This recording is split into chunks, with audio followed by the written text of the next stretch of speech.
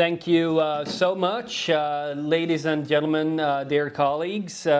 Sweden is on the brink of becoming the first country in the world to achieve official smoke-free status.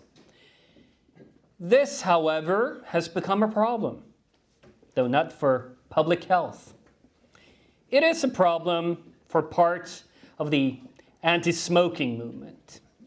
I supported the aims of that movement, though not always its policies, when it was focused on fighting smoking. But it has increasingly turned into an anti-nicotine movement, pursuing utopian abstinence-only policies that I do not support, often at the expense of the health outcomes they claim to champion. Sweden has become inconvenient precisely because it offers one of the clearest contemporary examples of harm reduction translated into population-level results. Those results are now well established. In the next few years, my country is set to become the first to fall below a 5% daily smoking rate, meeting the standard definition of a smoke-free society. The policy lessons mirrors harm reduction debates in other areas. Abstinence-only approaches perform poorly when compared with comprehensive, evidence-based policies that prioritize outcomes. They are built on the assumption of perfect compliance. Real populations do not behave that way. When policy fails to account for predictable human behavior, harm increases rather than declines.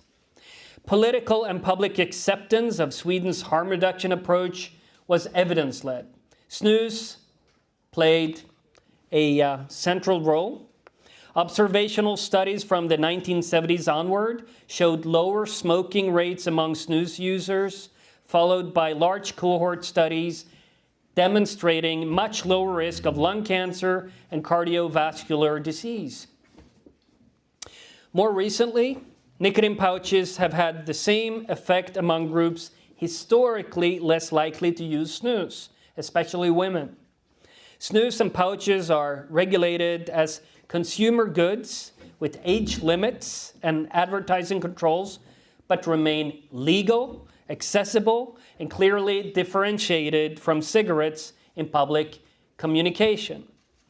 The Swedish approach rests on a clear distinction between nicotine use and the harms caused by combustion.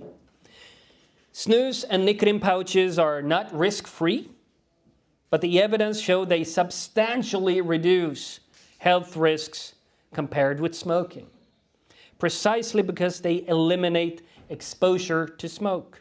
Sweden chose to act on this differential risk rather than pursue abstinence-only goals. And the health outcomes reflect that choice. Sweden has experienced substantial declines in lung cancer and cardiovascular disease attributable to tobacco. And this contrasts sharply with countries such as France.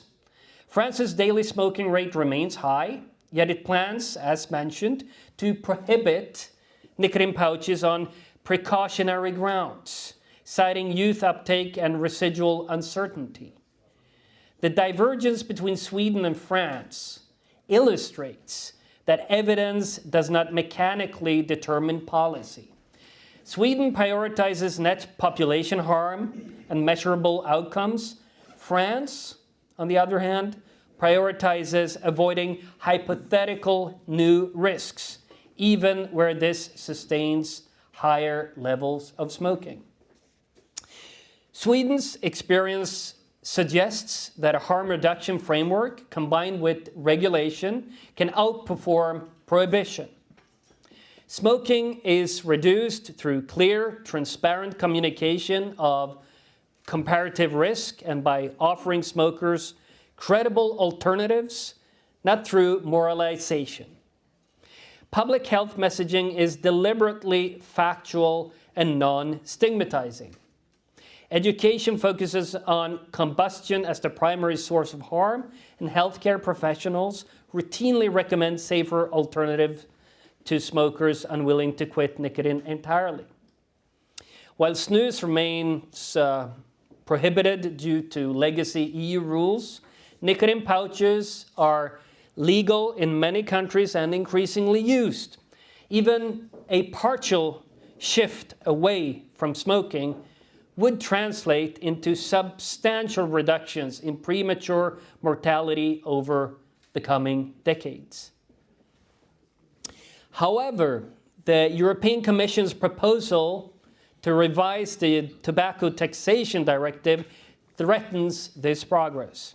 It calls for a significant EU-wide tax increase on nicotine pouches, potentially doubling their retail price, while lowering proposed tax rates on other products like rolling tobacco.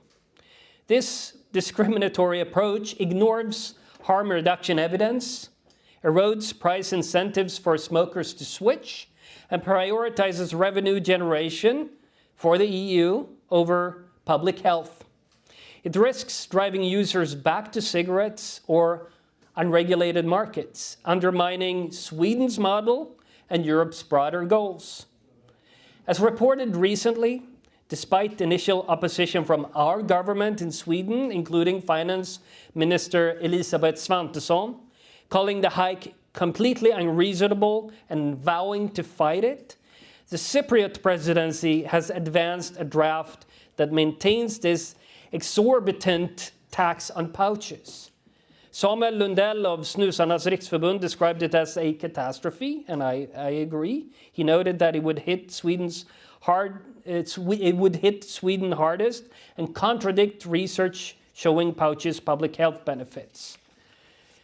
With white snus, as we call it in Sweden, with its popularity surging, consumption up sharply, and a major share of sales, this move seems aimed at filling EU coffers for the next budget rather than saving lives. Sweden must veto this proposal. We should communicate unequivocally that it is a non-starter. Hell will freeze over before we accept it. Our veto carries the same weight as any other nation's, and we owe it to our citizens to defend evidence-based policies that save lives. Minister Svantesson has reaffirmed our firm stance, anchored in Parliament, against any price shock on pouches.